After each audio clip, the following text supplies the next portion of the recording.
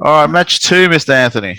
That took us into Miz being flanked by Ciampa and Maurice, who was holding a set of balls, which I think are the Miz's. But anyways, versus Carrying a fair set as well, if you Yeah. looked up a bit, yeah.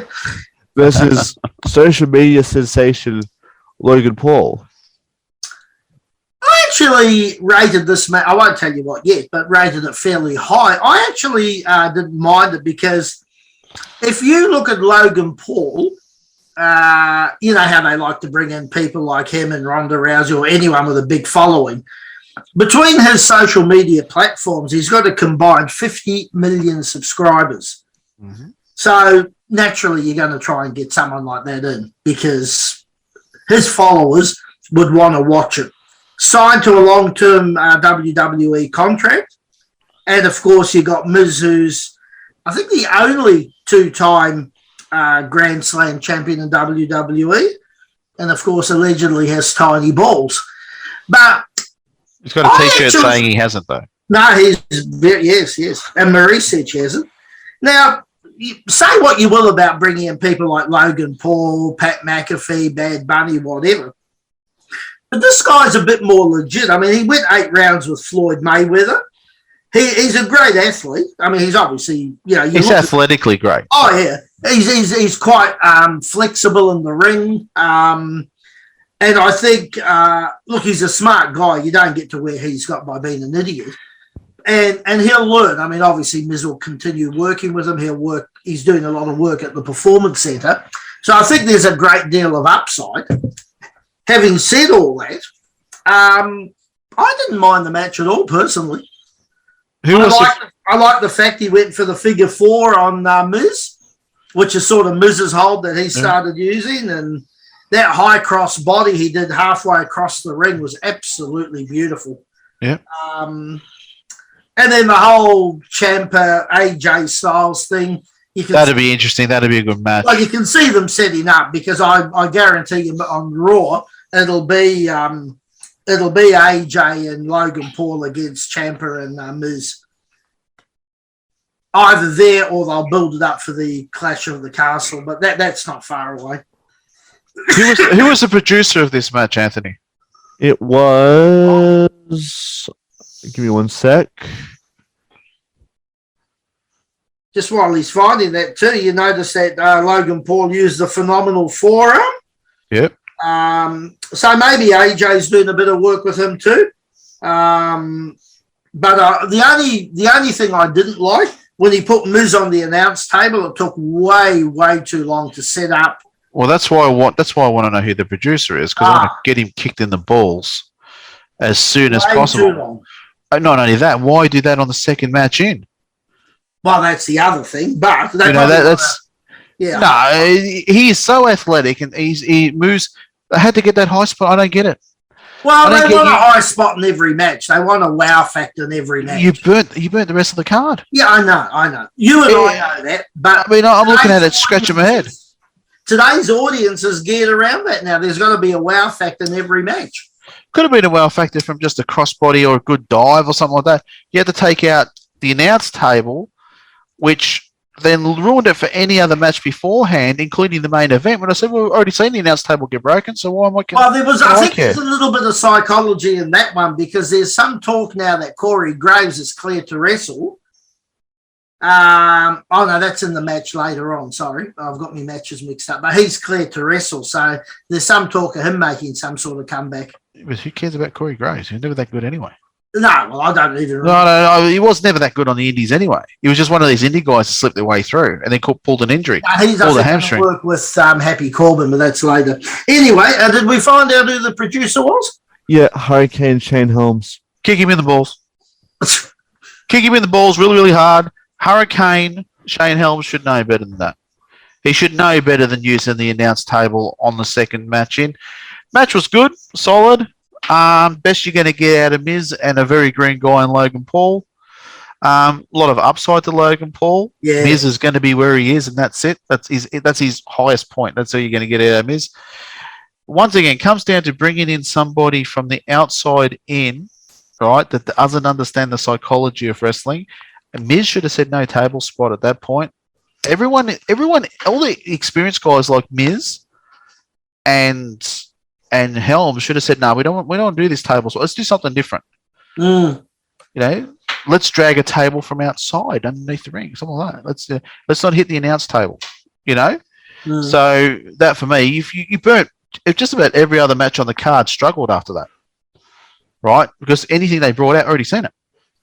Already seen this big ass spot. So what do I care? What are you going to do now? Let's get the machine gun out and shoot everyone, right? So for me, that was my problem with that match. That match, the problem was that one spot. Other than that, it was solid. Miz always steals everybody else's moves. So he's known for it. So, you know, when you saw the Jericho double knees in the corner, that kind of thing, you always see that. Logan Paul's a gifted athlete. Like I said, the only spot I wasn't happy with was the table, was the announce table spot. Putting Logan over clean, still not even 100% warm on that yet. I was thinking that too. I thought, well, does it appease 50 million fans who may tune in again to see his progression? And see, unfortunately, the days of doing shows like we did,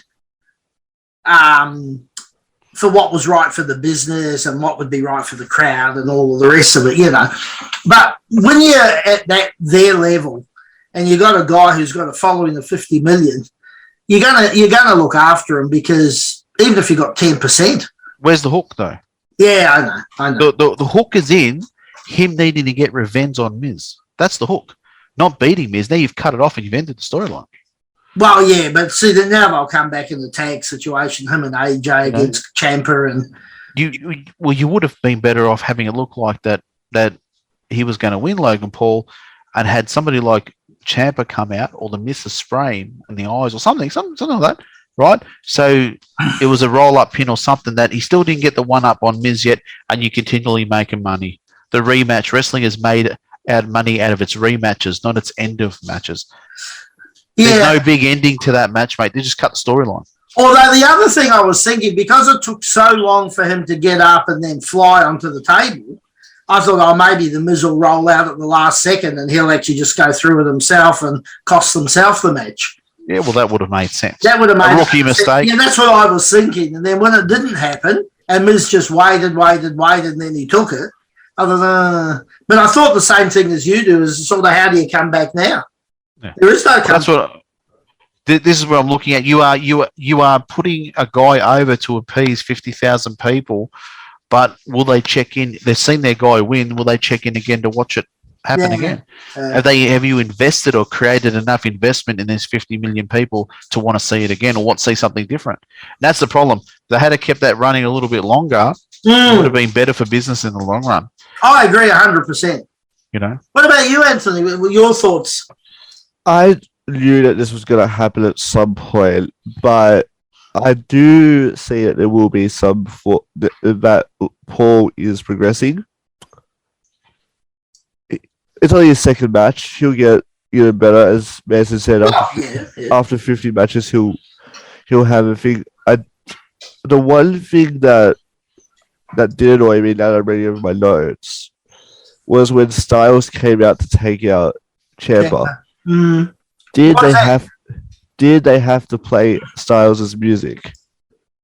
No. Yeah, I agree with you. It takes out the surprise factor, doesn't it? Like, you could have had Styles run out, take Ciampa out, have him fight for the crowd, let him go off. Yeah. But you had his music play. You're right. Attention to detail. Very good, Anthony. Yeah, attention to detail. 100%. Yep. I mean, it can't really be a super surprise out of, oh, wow, sort of thing. When his music's gone off. Yeah. If somebody knows that he's running out there, why didn't security stop him? Yeah. Why didn't referees grab him? No, you're right. You're 100% right. Yeah, no, very good. But aside from that, yes, the match I thought was good. Like, I did like it. Paul can work both face and heel. You can see it. I think he's more suited to heel. Yeah. I was just about to say that, actually. He's more suited to heel. I can see it. I can see him more as a heel than a face. Maybe they start a faction. Maybe Miz, him, and Ciampa start a faction. Maybe. I Although I think, hard to know. I think though that WWE would be very keen to keep him as a face. You know, I think they will. 50,000 people, or 50 million that followers and that kind of thing. I think it'd be very to keep him a face. Yeah, but he has got that. He's got that slappable face. Yes. Yeah, he has really got that slappable, smug face. So you know, and he's a rich kid that's coming with a whole heap of money, right? You know, got a $5 million Yu-Gi-Oh card or something like that. So yeah, he's got a slappable face. But yeah, I do agree with you, Anthony. Why have a run in and let everyone know that his music's on? And somebody must have known he was going to run out if the music's going. Yeah, so. Okay, interesting. What do you score it? I gave it a 5. Whoa. Yeah. And Mick? Same 5, yeah. Oh, I went 7. No, I went 5. I went 5, yeah. Okay.